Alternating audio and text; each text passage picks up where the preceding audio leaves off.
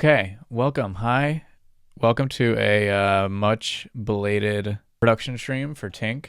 I just got back from Italy where I was doing Christmas and holidays and stuff with my partner's family. And I wanted to do a production stream because I just kind of forgot to do it. I was moving, a lot of shit's going on with life and all that. Let me move this a little bit. And yeah, I just wanted to do a stream before I release the next song because the next song is going to come out on Wednesday. There's a new song coming out for the new year. And so, yeah, today we're going to do a little production breakdown for Tink. Honestly, the production of this is pretty simple. If you haven't heard the song, go listen to the song. But just to give you I will just play it from the beginning.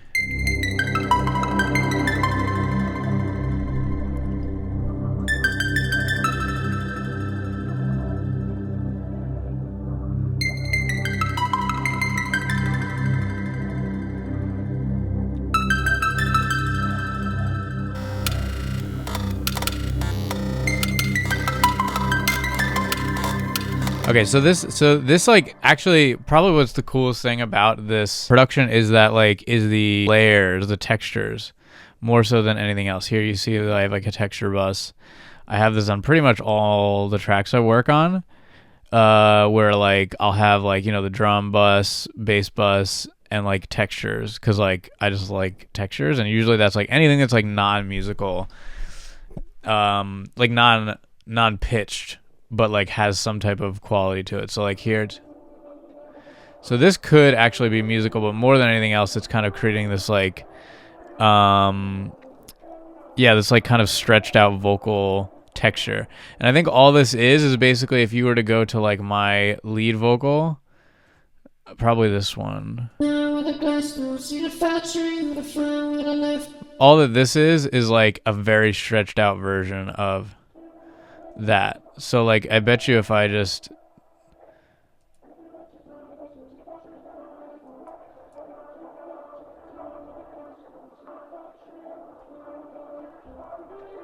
hold on, you can't hear it. Let me disable all this shit.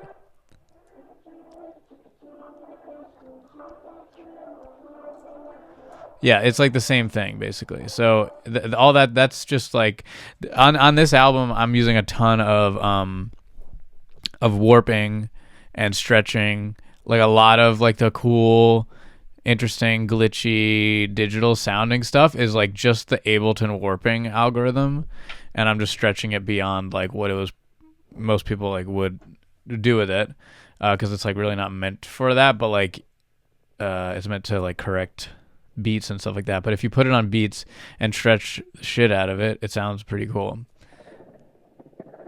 This, I don't know what it is. It has all these question marks on it. It's probably something similar though.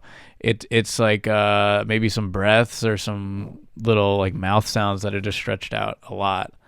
Down here we just have this drone thing, which is just Dune 3. Wait, let me pull this over. Yeah, it's just this. To be totally honest, this is a weird synth to me because I never read the manual on it, and it never works the way I want it to, but it has some cool stuff about it, and it has some cool presets that I start with and then I just mess around, but for whatever reason I can never figure out how to use it properly, but I am too lazy to go actually read it because I don't use it that much. I use it a decent amount. On this one I use it a bunch, but this one also, this part, this synth part,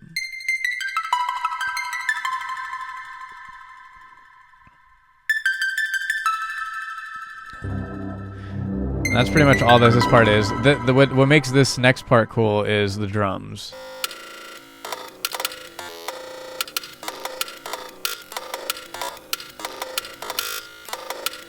Yeah, and so this is again, is the same thing of changing the warping mechanism or the warping algorithm, just stretching it. Because if you take this one of these, this is the same thing. All that this is if I pitch it, it's all pitched up. If I pitch it down, it's just it's just A, and I unwarp it. It's just a normal break beat. And that's when you pitch it up and you make it faster,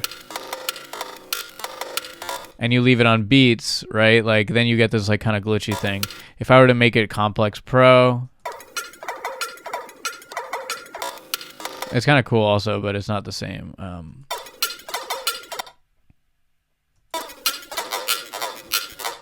I like the beats one. And then this, like all that's happening like here way down in the, hold on. All that's happening, sorry, this is super big. I don't know why I made this so big. All that's happening here in terms of stretching and stuff is, again, like it's just the warping algorithm. If you if I bring this, probably this, I stretch this out a lot. In fact, if I just pitch everything down.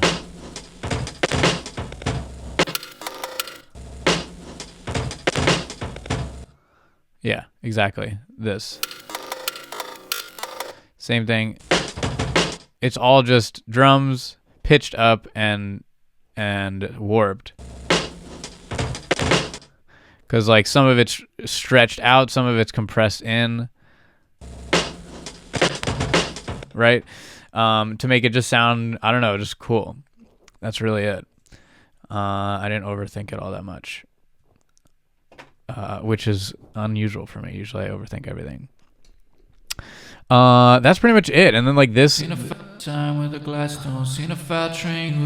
the vocal, yeah, like I don't know if I ended up doing more. I probably did a whole bunch more to this when I was mixing it in terms of vocal chain, but like again, it's just like auto tune and some compression. I may have used a little altar boy, probably honestly, probably not. This one I used it on. This is auto tune, the older auto tune transposed up. And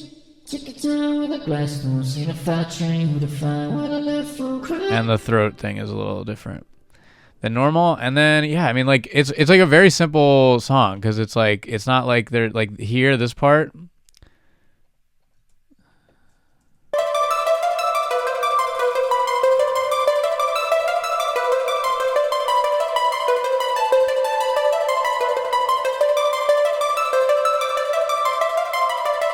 Like all that is just this synth, and I think I was playing this on the piano. I think, just like maybe once. I was like, or maybe I messed with it a little bit, but it was very very like okay, let's just try this. This song is like obviously, as you probably can tell, like it's very like extemporaneous. There's not like a lot of structure in a traditional sense. It's kind of just like idea, end of song kind of in a way that I find interesting. But it's not, it's sort of, it's less of a, like a song and more of like a composition, like electronic, like a track, you know? But it's, yeah, it's like a little loose, I guess. Yeah, so there's a part. Again, here we have the textures start to play a role again.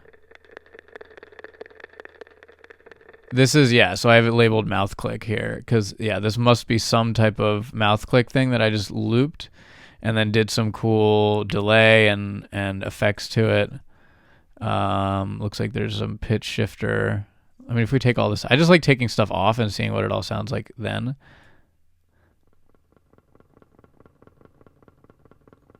It's like, who knows where it even started. It was just like some type of mouth click. And I gained it way up, so it was probably something that, excuse me, it was probably just a like a barely audible sound. Actually, I wonder if no, never mind. It's a barely audible sound that I just looped the fuck out of and turned way up, and then added these plugins to make it clicky and rattly sounding. And then it kind of like when it comes in behind this,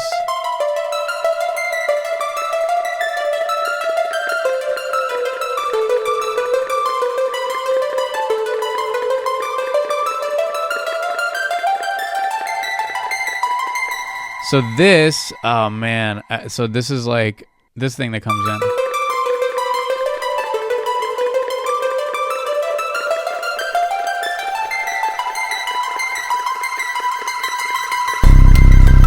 So this part is something I love. I fucking love this synth. I think I made other stuff based solely on this synth, which I call rotating object. But I actually have probably the it's like basically I just put the sample of some background vocal from I don't know what into Iris and just did sample, like just looped it and pitched it way up, which makes this really cool. I mean, if I just play it, actually.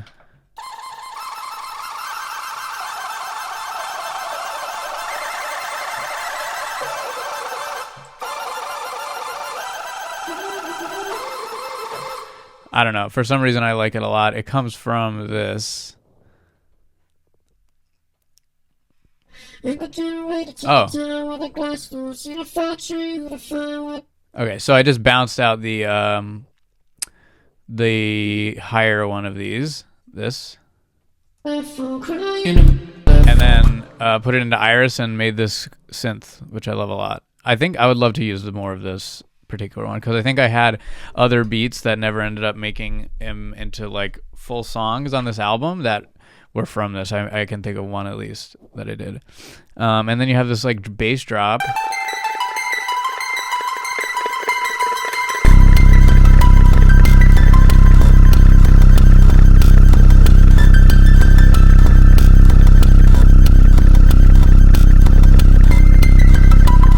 Yeah, which is like, I don't know, it's Dune again with Trash on it. Sorry, everything's opening in the wrong window. It should be opening here. And Trash, which no longer is on Apple Silicon, but they have the new one, which I don't have. Although people love the new Ableton distortion thing. They say you don't need Trash anymore. I haven't tried it that much. Anyway, yeah, it's like I've used this particular synth bass on a lot of things, more than I remember. And yeah, here's this. So it's kind of like a drop, but there's not even really proper drums. It's kind of just this like breakbeat, high pitch thing. We get a reprise of the chorus with these little, this thing, which if you listen to kind of the, like called the vape edit of Tink, these show up a lot more. But this is just like,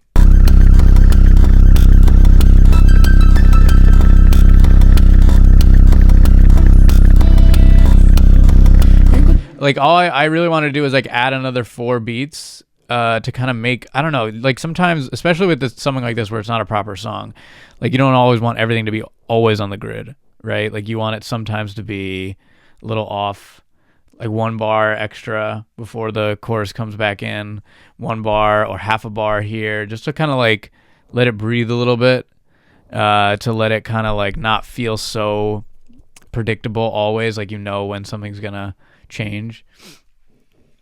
And but like it's sometimes hard to just add an extra bar with nothing happening, so like this is kind of like a bridge, right? Because normally it would be like 2 2 3 4 1 2 ready, and so it kind of gives like an extra beat, but because this is happening, it kind of like draws your attention away before the actual voices come in. Take your time with the grass, don't see the fire train, the fire with the left phone, cry in the middle, was a conflict to pass on, look at it, forget where you come from.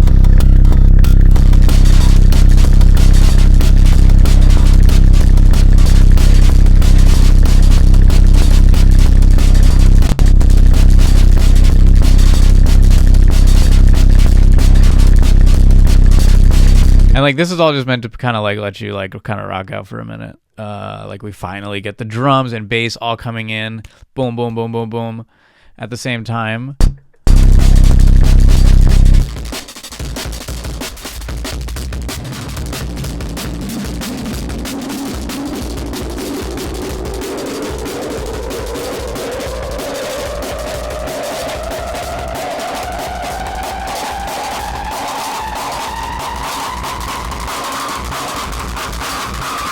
Yeah, and like again, this is like just automating Trash. It's all it is, literally. I think.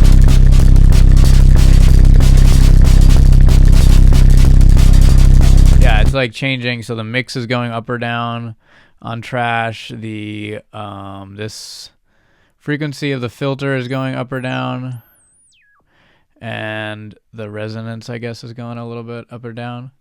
So like that's kind of all it is. It's just messing with trash. The inspiration for me here was kind of like Daft Punk Contact. Is that the one? It's like towards the end of Random Access Memories, where they kind of there's like a big it's like I think it's Contact, where they kind of like have this drum thing that's like drum solo, basically, that they're just basically automating filters and changing. Probably they're using different synth stuff like control voltage and mapping it to various different things to just make cool drum sounds, or not even they're synth sounds, but like mapped to the drum audio. And it was cool. So I just like it is like not really the same thing, but just like creating some type of creating some type of like movement, like some type of linear kind of progression to just like the drum section that actually isn't really changing. Yeah, that's pretty much it. Honestly, like there's not much more. All right, sorry, this is annoying. Okay. That's pretty much it. Honestly, I didn't want to go on for too long because this is like a short song. There's not a lot that actually is crazy that much about the production. It's like pretty simple. This is like not that many tracks. Yeah, there's like 19 tracks. That's really small, and including buses, right? So it's really simple.